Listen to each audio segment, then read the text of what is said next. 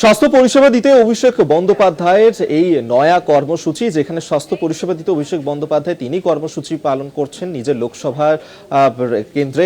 এবং এই সম্মেলন শুরু হওয়ার আগে 1 মিনিটের জন্য নীরবতা পালন করেন তিনি।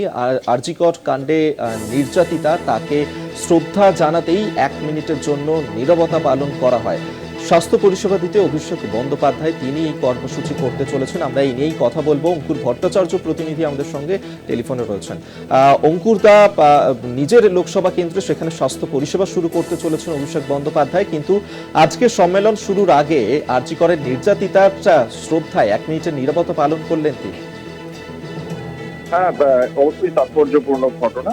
দর্শকরা সকলেই হয়তো জানেন যে নিজের লোকসভা কেন্দ্র ডায়মন্ড হারবারে 1 মাসব্যাপী স্বাস্থ্য পরিষেবা সংক্রান্ত একটা কর্মযজ্ঞ শুরু করেছেন অভিষেক বন্দ্যোপাধ্যায়। আজকে আমতলা সমন্বয় প্রেক্ষাগৃহে চিকিৎসক সম্মেলন, এবং সেখানে জুনিয়র ডাক্তারের পাশাপাশি সিনিয়র চিকিৎসকরা উপস্থিত ছিলেন।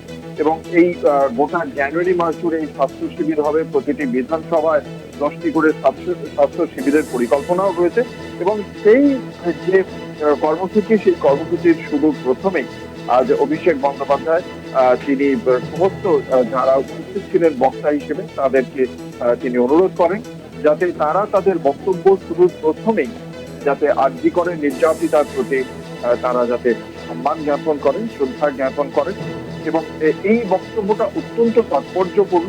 তার পাশাপাশি এই চিকিৎসক সম্মেলন শুরুর আগে একটি 1 মিনিটের নীরবতা পালনও করা হয়। অত্যন্ত তাৎপর্যপূর্ণ, যেখানে তৃণমূল কংগ্রেসের যে দলগত অবস্থান থেকে শাসক দলের দিকে বারংবার বিরোধীরা এই আরজিকর ইস্যুতে তৃণমূল কংগ্রেসকে আক্রমণ করেছে, রাজ্য সরকারকে আক্রমণ করেছে। সেই তৃণমূল কংগ্রেসের সর্বভারতীয় সাধারণ সম্পাদক তার যে কর্মসূচি, সেই কর্মসূচির শুরুতেই নির্যাতিতাকে প্রতি শ্রদ্ধা জ্ঞাপন করতে বলা হলো প্রত্যেককে, এবং নীরবতা পালন করতে বলা হলো। এটা কিন্তু রাজনৈতিকভাবে অবশ্যই তাৎপর্যপূর্ণ অভিযোগ। ধন্যবাদ। অঙ্কুর ভট্টাচার্য প্রতিনিধি আমাদের সঙ্গে টেলিফোনে ছিলেন।